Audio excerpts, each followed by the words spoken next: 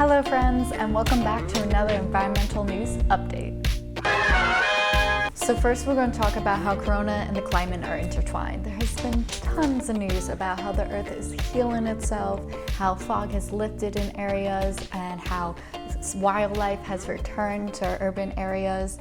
But in actuality, the last February we had was the second hottest recorded in history, as well as the March we just had was also the second hottest March recorded in history. And that's because overall greenhouse emissions are still going up, even with the amount of travel restrictions that we are experiencing. And you can still see how the climate is struggling as far as crazy weather conditions, as far as tornadoes, droughts, wildfires. It's still very hard for the climate to get under control under these conditions.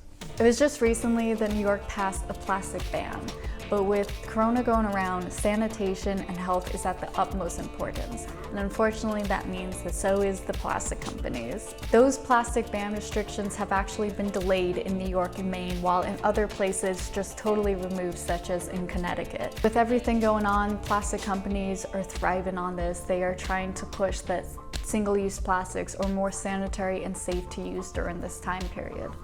My opinion on that is, even though it may be true in certain cases, it's not true for all cases. There are a lot of restaurants that do not give out single-use plastic within the wrap-ins. They just put it in a bin, and you do not know who coughed on that, what air has touched it. So in those cases, I would argue against that it's not as sanitary. In another small setback, the international climate change negotiations have been pushed back because of coronavirus. United Nations officials say it's unsafe to meet at this time, even though scientists still warn us that by 2030 we need to make very deep cuts to our carbon emissions. Eldon Meyer, the Director of Strategy and Policy of the Union of Concerned Scientists, went on to say, "The response to the coronavirus pandemic is showing that the nations of the world can come together to tackle global challenges, and that the policy landscape can shift quickly when there is a significant political will." As far as pushing these negotiations back, I think it's pretty ludicrous.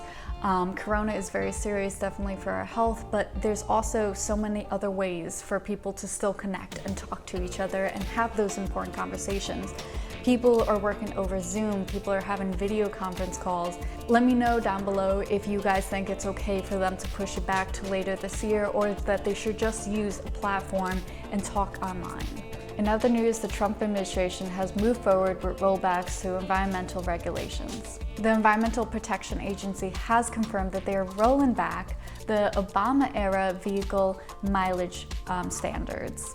It was implied that the relaxed regulations was to help these pollutant industries deal with the pandemic, when in actuality all it does is roll back one of America's biggest efforts against climate change. If you're not familiar, the Obama mileage standards encouraged automakers to make more electric vehicles and more fuel-efficient gas and diesel vehicles. Corey, which is an Environmental Protection Agency spokesperson, went on to say, "When finalized, the rule will benefit our economy, will improve the U.S. fleet's fuel economy, will make vehicles more affordable, and will save lives by increasing the safety of new vehicles." Obama actually went on to respond to this, saying, "We've seen all too terribly the consequences of those who denied the warnings of the pandemic. We can't afford any more consequences of our climate denial." To me, that's exactly what this is. It's exactly climate denial. Trump's administration thinks we're moving forward with our fuel economy and it will benefit everyone as a whole, when in actuality that's just taking steps back. We do not need to pour more money into our fuel economy. So I wanted to run some numbers and give you guys an example on why I don't think that's moving forward to save American lives whatsoever. So I did some research, and it turns out that 100,000 Americans die each year from air polluted conditions, while only 40,000 die each year from car accidents. So to me, that's not putting Americans' lives first. That's putting the fuel economy first and putting more money in the pockets of big industries that are only hurting our earth in the long run. And it's breaking down the progression that we should be making towards electrical and renewable energy. What do you guys think? Do you think this was a step in the right direction? Do you think it was a proper decision given the circumstances of coronavirus? Let me know down below. And now I'm gonna leave you guys with some 2 headliners to give you some good environmental news. Since air quality is improving due to corona lockdowns, the Himalayas are finally visible again from over 100 miles away. And if you guys didn't know already, it's Earth Month, so what you should do is take some time if you have Disney Plus or that's something you want to get. Disney Plus actually released 2 movies about elephants and dolphins. So if you want to learn more about those species, I definitely recommend watching that and learning a little bit more about our Earth. Guys, that's all the news I have for you guys this week.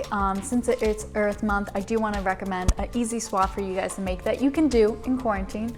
Instead of getting packaged soap, I recommend getting bar soap. It's less packaging, there's often no plastic involved, and it lasts really long and does the same job. So until next week, be nice and do good, guys.